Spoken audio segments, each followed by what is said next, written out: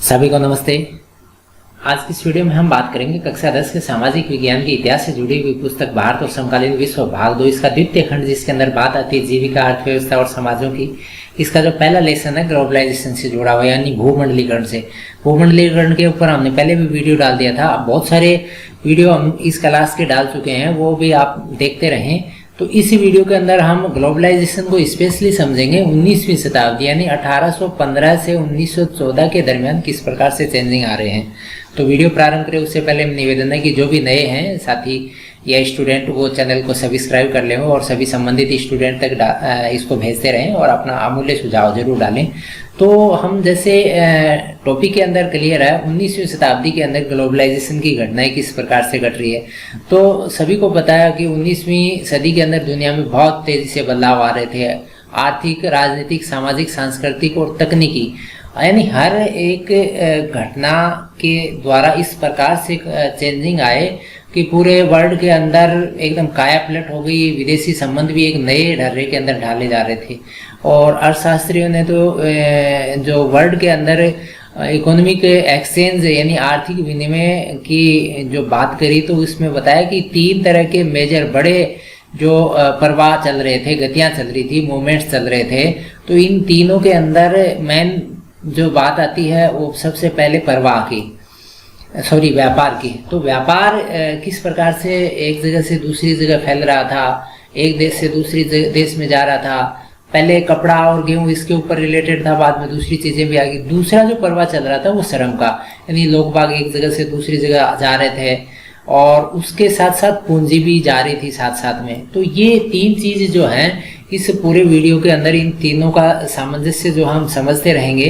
कभी एक जो है भाग ज़्यादा बढ़ जाता है, यानी श्रम का प्रवाह ज़्यादा हो रहा है, व्यापार का कम हो रहा है, पूंजी का ज़्यादा हो रहा है, व्यापार का कम हो रहा है। तो ये सारी चीज़ें कभी एक के ऊपर दूसरी हावी हो गई। तो ये सारी चीज़ें इस कोरिलेशन के साथ साथ हम चलाते रहेंगे। तो सबसे पहले हम इसके अंदर शुरुआत करते हैं विश्व अर्थव्यवस्था के उदय के नाम से टॉपिक पे। तो देखो, इसको समझते हम यूरोप को आगे करते हुए। यूरोप के अंदर सभी को पता है कि औद्योगिकरण बहुत तेज स्पीड से चल रहा था। औद्योगिकरण चल रहा था तो उसके साथ साथ औद्योगिकरण हर एक फील्ड में हुआ, खेती बाड़ी में भी हुआ है। तो खाद्यान्न उत्पादन की अगर उस औद्योगिकरण के साथ बात करें तो जो रुझान आए थे वो इतने बढ़िया नहीं थे, स्पेशली किसके संदर्भ में, ब्रिटेन के संदर्भ में। यानी ब्रिटेन के संदर्भ में खाद्यान्न उत्पादन के जो रिजल्ट थे वो उत्साहजनक नहीं थे। यानी ब्रिटेन चाहता तो आत्मनिर्भर हो सकता था, खाद्यान्न के ऊपर नई नई टेक्निक लागू करता, लेकिन उसने अन्य जो गतिविधियां थी उसके ऊपर ज़्यादा फोकस रखा और खाद्यान्न उत्पादन के ऊपर ज़्यादा फोकस नहीं रखा। हो सकता है इससे कुछ तनाव की स्थितियां भी हो जाते, लोग बाग खेती बाड़ी में लग जाते। तो वहाँ पर इंडस्ट्री जो है दूसरी वो इतनी ज़्यादा डेवलप नहीं हो सकती थी। ब्रिटेन खेती बाड़ी यानी अनाज का जो निर्भरता थी वो दूसरे देशों से पूर्ति कर रहा था, इसीलिए उन्होंने इस चीज़ के ऊपर फोकस नहीं किया होगा।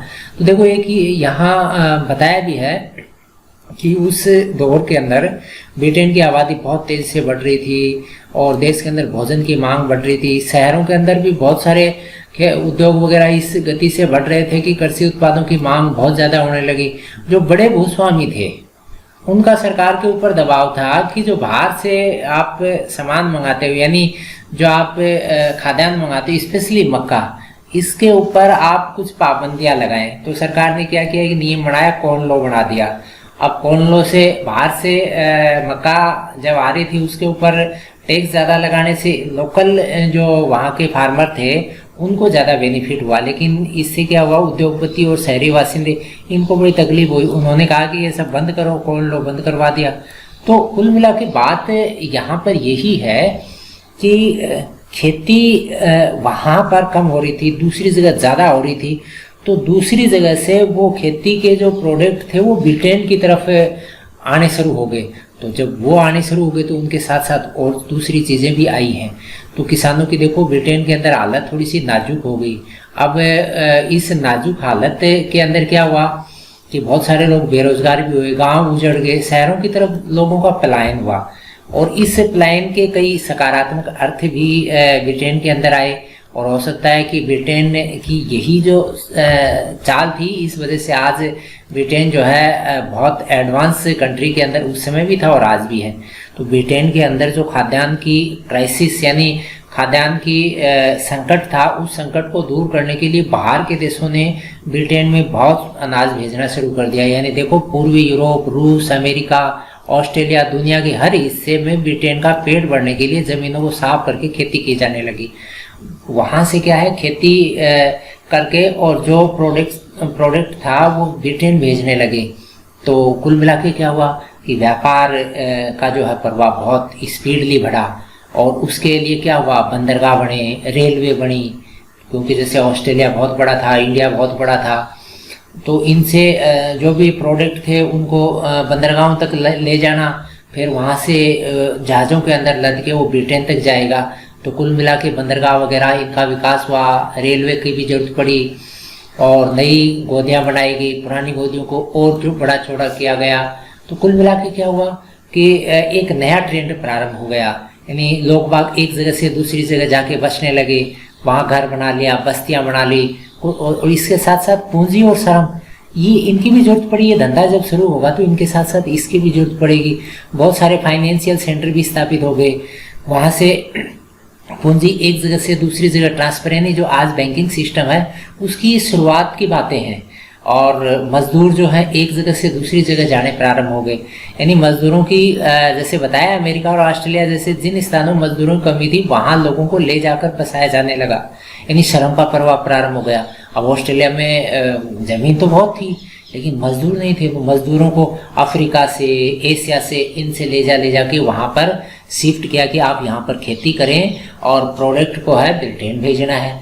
तो बहुत सारे लोग गए। करीबन ये बताते हैं कि यूरोप 19वीं सदी में यूरोप के लगभग 5 करोड़ लोग अमेरिका और ऑस्ट्रेलिया में जाकर बस गए। ये तो यूरोप के बात है, इंडिया वालों को शिफ्ट किया वो अलग है। जैसे वो गिरमिटिया वगैरह की बात करेंगे तो वो आगे है। तो इतने सारे लोग बाग उस जमाने के अंदर यूरोप से अन्य कंट्रीज के अंदर बस गए कि किस लिए बसे, उनको वहाँ पर अच्छे सुनहरा भविष्य दिख रहा था।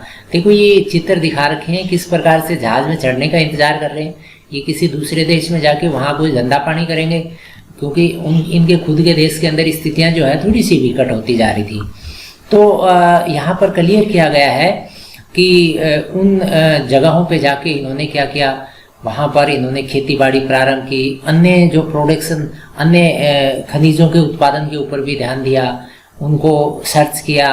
वहाँ जाके इन्होंने जंगलों को साफ किया, जंगलों को साफ करके वहाँ के लोकल लोगों को लगा के और उनसे काम करवाया। खुद मॉनिटरिंग ही करते थे लोग। तो देखो इसके अंदर बताया है कि पानी के जहाज़ों से इसे दूसरे देशों में पहुँचाया और इन जहाज़ों पर दक्षिणी यूरोप, एशिया, अफ्रीका और कैरिबियन द्वीप समूह के मजदूरों से बहुत कम वेतन पर काम करवाया जाता था।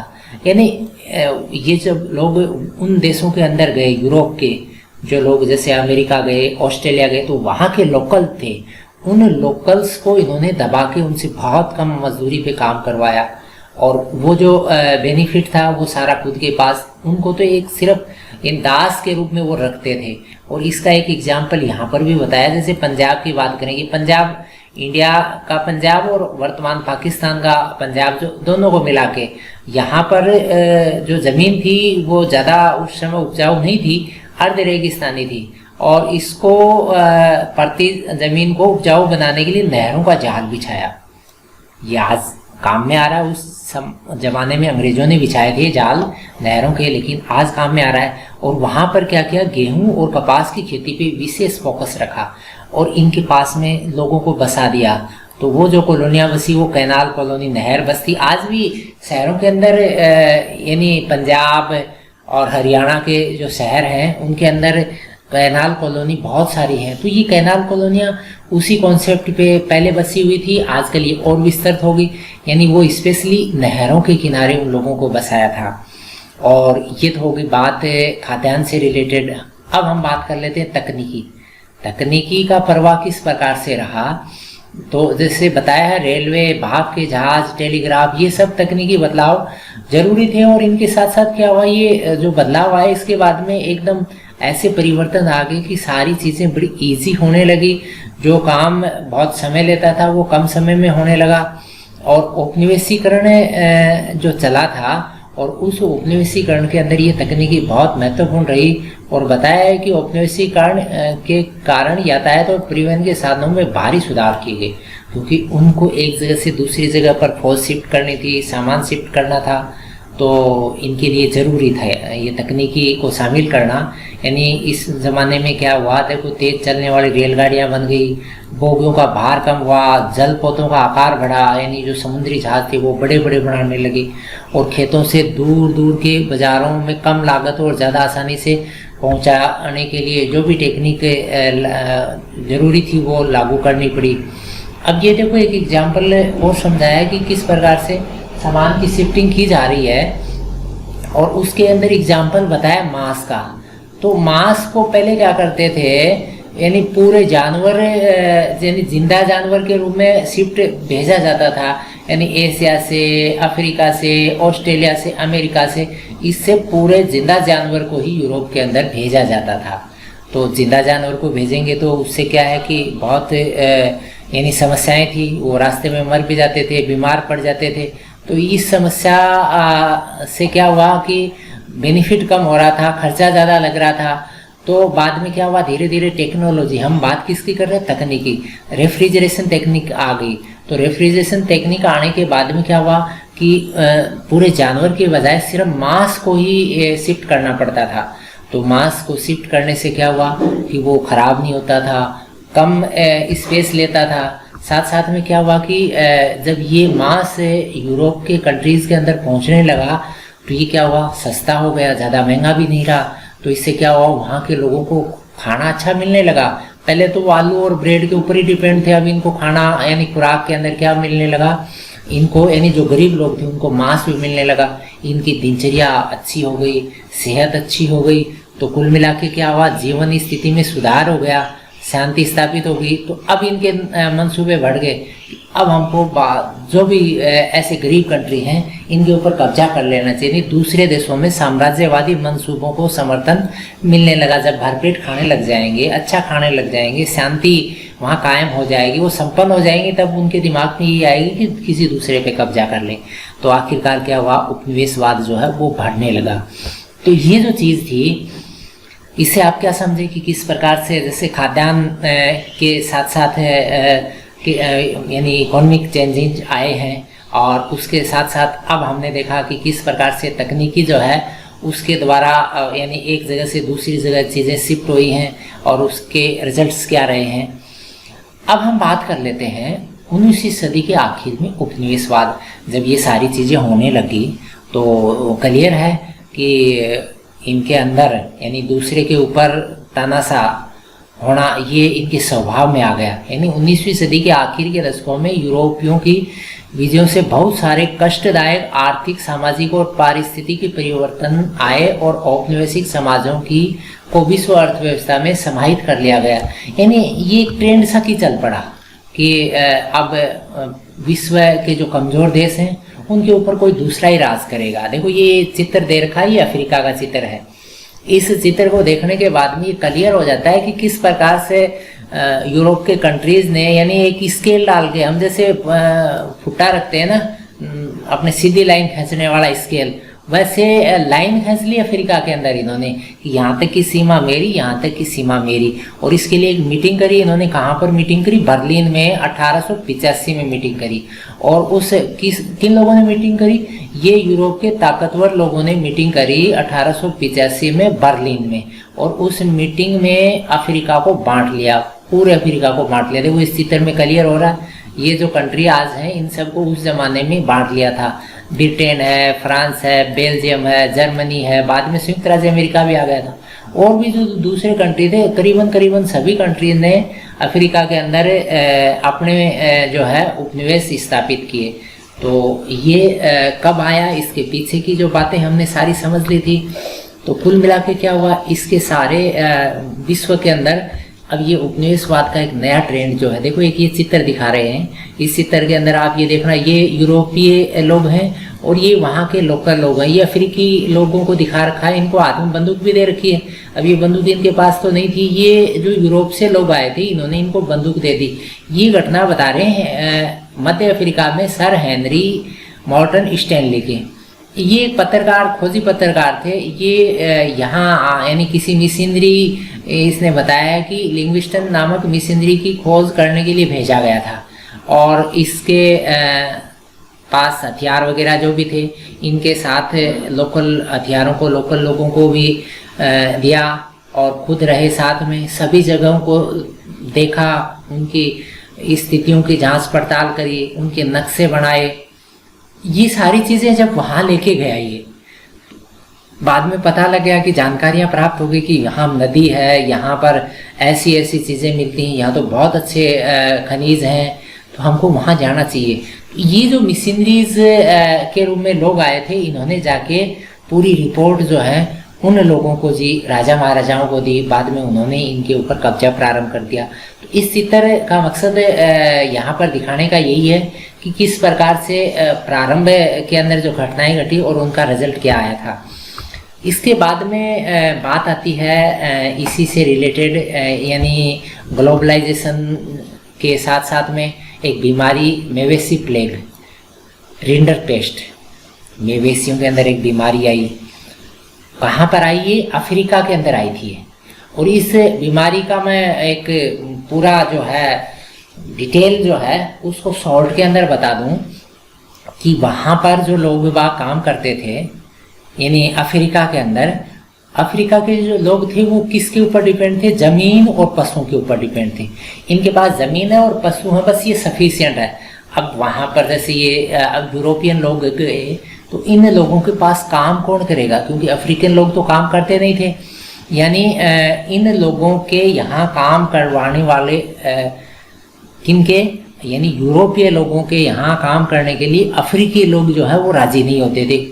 और उसके लिए एक चीज़ थी, अगर इनके पशुओं को यूरोपीय लोग अपने कब्जे में ले लें तो इनके पास और कोई सोर्स नहीं रहेगा। उसके बाद में क्या करेंगे? ये काम करना प्रारंभ कर देते हैं।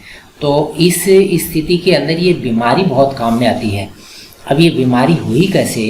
इस बीमारी के होने के पीछे की भी कहानी आप समझ लें तो इस बीमारी को, ये जो चित्र दिखा रखा है ना, किस प्रकार से वहाँ ट्रांसवेल सोने की खान है, वहाँ पर अफ्रीका के मजदूर जो काम कर रहे हैं।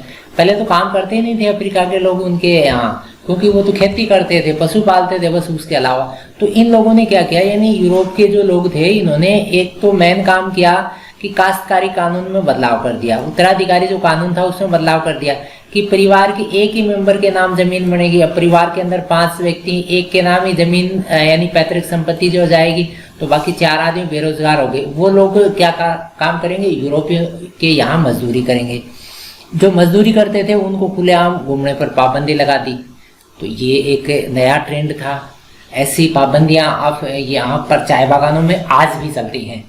आपने ईंट भट्टों के ऊपर भी देखा होगा लोगों को किस प्रकार से बंधक के रूप में से रख लिया जाता है। अब ये बीमारी की बात करें तो ये घटना है पूर्वी अफ्रीका की इरिट्रिया, ठीक है, वहाँ के बताते हैं। तो वहाँ पर आए हुए जो इतालवी सैनिक थे ना, उनको भोजन के लिए जानवर सप्लाई करते थे। कहाँ से? एशिया से। और इन जानवरों के साथ है जो एशिया से जो जानवर गए थे उनके साथ साथ एक बीमारी चली गई और वो बीमारी धीरे धीरे अफ्रीका के बहुत सारे देशों में फैल गई। यानी इससे बताते हैं कि 90% मवेशी जो है वो नींद यानी मौत की नींद में सो गए। तो कुल मिला के हालत ख़राब हो गई, 90% मवेशी मारे गए। अब वो लोग क्या करेंगे? मजबूर हो गए, उनके यहाँ नौकरी करेंगे। एक अच्छा बहाना उनको मिल गया। बाकी जो मवेशी बचे थे उनको भी क्या किया? उन्होंने कब्जे में ले लिया। बचे कुछ पशु संसाधनों पर कब्जे से यूरोपीय उपनिवेशवाद को अब पूरे अफ्रीका को जीतने और गुलाम बनाने का मौका मिल गया। तो इन लोगों की बीमारी भी क्या हुआ? एक कोड में खाज का काम कर गई है। तो ये घटना तो अफ्रीका की है। तो हम यहाँ पर क्या समझ पाए? हम यहाँ पर इन कहानियों के द्वारा ये समझ पाए कि यानी श्रम किस प्रकार से, यानी मजदूरी किस प्रकार से एक ट्रेंड में चली है। वो लोग पहले करते ही नहीं थे, दूसरे के यहाँ तनख्वाह पे काम करना उनके यहाँ अच्छा नहीं लगता था, लेकिन परिस्थितियाँ उनको इस सिस्टम में ले आई। ऐसा ही एक सिस्टम पढ़ते हैं भारत के संदर्भ में। भारत के अनुबंधित श्रमिक के बाहर यानी अनुबंध के रूप में काम करवाने बाहर ले जाते थे, इनको बोलते थे गिरमिटिया। गिरमिटिया एक नॉवल भी है, उपन्यास है, गांधी जी का लिखा हुआ, बहुत अच्छा है। इसके अंदर पूरे इन गिरमिटिया श्रमिकों की बातें बताई गई हैं, आप इसको जरूर देखें। गीजू भाई का है गिरमिटिया, गांधी जी को इसके अंदर संदर्भ के रूप में रखा है। तो मैं जो बता रहा था, गिरमिटिया ये जो अनुबंधित श्रमिक हैं, इनको दूसरे देशों के अंदर ले जाते थे, उनसे काम करवाते थे, और ये काफ़ी सालों का एग्रीमेंट करते थे कि आप 4-5 साल तक काम करना ही पड़ेगा, उसके बाद में आपको छोड़ दिया जाता। कि ऐसे मजदूर जाते कहाँ से थे? उत्तर प्रदेश, बिहार, मध्य प्रदेश, तमिलनाडु, ये सूखे वाले जो बेल्ट थे, खेतीबाड़ी कम होती थी, अकाल ज़्यादा पड़ते थे, तो इनसे लोगों को ले जाके, और जैसे देखिए ये बताया है कि कैरेबियन द्वीप जैसे Trinidad, Guyana, Suriname, Mauritius, Fiji, इनमें ले जाके इनसे काम करवाते थे, और काम के बदले में क्या देते थे? थोड़ा बहुत इनको पैसा देते थे, और कईयों को तो वहीं बंधक के रूप में वहीं रह गए, वापस भी नहीं आए। एक ये नया दास सिस्टम प्रारंभ हो गया था, और इन लोगों ने वहाँ जाके, ऐसा नहीं है कि देखो वहाँ जाके इन्होंने कुछ काम भी किए हैं, सकारात्मक काम भी किए हैं, और ये सकारात्मक बदलाव आज वहाँ दिखते भी हैं। जैसे इसने बताया कि त्रिनिदाद और गुयाना के अंदर मशहूर चटनी म्यूजिक, ये यहाँ के लोग बाग आके अपनी धुन में गाने गाने लगे, वो चटनी म्यूजिक हो गया। तो ये जो कल्चर है हम यहाँ पर भी देखने को, यानी जैसे मान लीजिए यहाँ राजस्थान के अंदर बिहार के लोग आ गए, राजस्थान के अंदर बंगाल के लोग आ गए, वो अपने लोकल गाने, लोकल नृत्य वो करते हैं, तो वो धीरे धीरे क्या होता है, यहाँ के लोकल कल्चर के अंदर भी समाहित होके और एक नया परिवर्तन के रूप में दिखता है। ये चित्र आपको ये दिखाता है कि किस प्रकार से गिरमिटिया जो श्रमिक थे, उन श्रमिकों को नाम से नहीं, सिर्फ नंबर से उनको नंबर लगा के वहाँ छोड़ देते थे, और उनकी बोली लगती थी, यहाँ से ले जाते थे जहाज़ों में, फिर उनकी बोली लगती थी, और उसके बाद में इनको एक अनुबंध की 4 या 5 साल तक आपको काम करना होगा, उसके बाद में आपको मुक्त कर दिया जाता है। ये एक फार्म है गिरमिटिया का अनुबंध। और ऐसे गिरमिटियाओं के परिवार बहुत सारे वहीं रह भी गए, कुछ एक आ भी गए। तो देखो, आपने उन देशों के अंदर ये नाम, फेमस नाम बताए, जैसे B.S. नोयपॉल, ये साहित्यकार, नोबेल भी मिला हुआ इनको, और शिवनारायण चंद्रपॉल ये क्रिकेट खिलाड़ी हैं, रामनरेश शर्मा ये क्रिकेट खिलाड़ी हैं। ये जो नाम है उन देशों के अंदर, वेस्ट इंडीज़ के अंदर हैं, तो ये नाम उन देशों में कैसे गए? क्योंकि वो गिरमिटिया जो परिवार थे वो कुछ एक वहीं से रह गई, इंडिया वापस नहीं आए, तो उनके वंशज जो हैं वो यही हैं, उनके नाम इंडिया के नाम जैसे ही हैं। तो कुल मिला के ये स्थितियां जो हैं उस ज़माने के अंदर बहुत दुखदायी थी, लेकिन उन्हीं दुखदायी स्थितियों के अंदर निकल के और इन लोगों ने बहुत अच्छी स्थितियां आज हासिल करी हैं। अब हम बात कर लेते हैं भारतीय उद्यमियों की। विदेशी जो धंधा चला था विदेशियों के द्वारा, इनके अंदर भारतीय जो उद्यमी थे वो ऐसा नहीं है कि एकदम पीछे रह गए। तो बहुत सारे भारतीय जो व्यापारी थे, यानी यहाँ के देसी साहूकार और महाजन, इन्होंने भी खूब बेनिफिट कमाया। तो इन्होंने एक बताया है कि हैदराबाद के जो सिंधी व्यापारी थे, ये यूरोपीय उपनिवेशक जो लोग थे उनसे भी आगे निकल गए। इन्होंने बंदरगाहों के ऊपर बड़े बड़े दुकानें खोल ली, मॉल खोल लिए।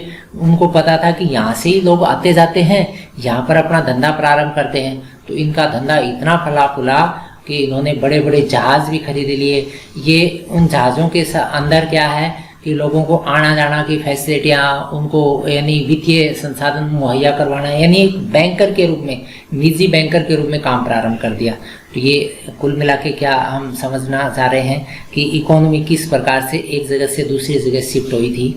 अब हम देख लेते हैं भारतीय व्यापार, उपनिवेशवाद और वैश्विक व्यवस्था। यानी सभी को पता है कि भारत से क्या होता था, कपास बाहर जाता था, यूरोप के अंदर निर्यात होता था, और यहाँ क्या आता था, कपड़ा बन के आता था। तो यहाँ से जब कपास जाके और बदले में कपड़ा बन के आता था, तो देखो यहाँ का कपास वहाँ गया, और वहाँ लोग भी खेतीबाड़ी करते थे, और इस खेतीबाड़ी से क्या होता था कि उन लोगों को नुकसान था, क्योंकि इंडिया के द्वारा जो कपास भेजा जाता था वो सस्ता पड़ता था, तो काफ़ी विरोध वगैरह हुआ। तो उसके बाद में बहुत सी तरह के टैक्स वगैरह भी लगे, और उन टैक्सों के बाद में एक नए तरह के ट्रेंड आए कि कुछ एक चीज़ें कच्चे माल के रूप में ज़्यादा गई, कुछ एक चीज़ें पक्के माल के रूप में ज़्यादा गई।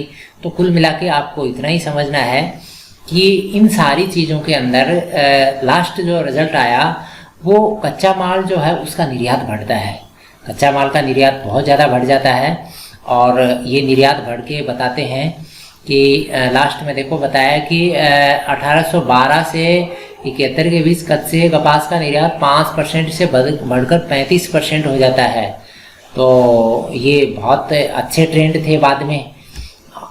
अच्छा, उसके साथ साथ में क्या हुआ कि ये जो लोग यहाँ पर जैसे कपास का जिक्र आया है, इसके साथ साथ में ऐसी खेतियाँ करवाते थे जो स्पेशली यानी रॉ मटेरियल के रूप में उनको ज़रूरी थी। जैसे कपड़े की रंगाई के लिए नील की जरूरत थी, नील की ही स्पेशल खेती करवाते थे। अफीम की खेती करवाते थे।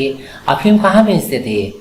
यानी चीन को बड़ी मात्रा में अफीम भेज देते थे, और चीन से क्या ले लेते थे? चाय ले आते थे। कुल ऐसा सामान का अदला बदली करते रहते थे। और इसके साथ में क्या होता था? अधिशेष होता था व्यापार का।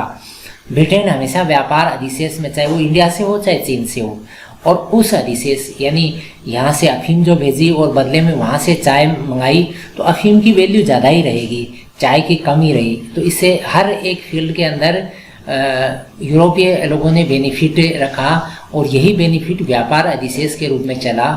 और ये व्यापार अधिशेष जो था उसका जो यानी कुल मिला के बेनिफिट है वो कहाँ खर्च करते थे? ये जो अफसर जो लोग थे, उनकी पेंशन है, उनके घरों की लिए कोई भी काम है, उनको कर्जे देने हैं, ब्याज चुकाना है, यानी कुल मिला के देसी खर्चे, उनके ऐशो आराम में जो भी खर्चा हो रहा था वो इस व्यापार अधिशेष से निकल के आ जाता था। ये जो चित्र दिखाया गया कि किस प्रकार से व्यापार जो है एक जगह से दूसरी जगह चलता था। इंडिया के सेंटर तो वही है, सूरत में से ज़्यादातर व्यापार होता था। ये आपके गोवा साइड से होता था, और इधर मछलीपट्टनम और ये हुगली है, और यहीं से ज़्यादातर समुद्री रास्ते व्यापार चलता था। और अगर थल की बात करें तो ये ऊपर से होके ये व्यापार भी चलता था। तो ये चर्चा थी। इस चर्चा के अंदर हमने कंप्लीट समझने का प्रयास किया कि 1815 से और 1914 के दरमियान, यानी पहला वर्ल्ड वार प्रारंभ नहीं होता है, उसके पहले किस प्रकार से यानी पूंजी, किस प्रकार से श्रम, किस प्रकार से व्यापार एक जगह से दूसरी जगह शिफ्ट हुआ। ग्लोबलाइजेशन यानी हर जगह, पहले लोग अपने तक सीमित थे, उसके बाद में देखो कहाँ कहाँ लोग, यूरोप के लोग दूसरे देशों में चले गए, इंडिया के मजदूर दूसरे देशों में चले गए, एक देश की बीमारी दूसरे देश में चलेगी। तो इस पाठ के अंदर इन्हीं चीज़ों को समझाया है। आप बड़े तसल्ली वक्त से इस चीज़ों को रीड करें बुक से। उसके बाद में आपको कहीं संशय लगता है तो कमेंट बॉक्स में डालें। वीडियो काफ़ी लंबा हो जाएगा। हम अगले वीडियो में महायुद्धों के दौरान किस प्रकार से इकोनॉमी चलती है इसके ऊपर चर्चा करेंगे। तो आप वीडियो में जुड़े रहे। धन्यवाद। फिर हम किसी नई वीडियो के साथ मिलेंगे। तब तक शुक्रिया। जय हिंद, जय भारत।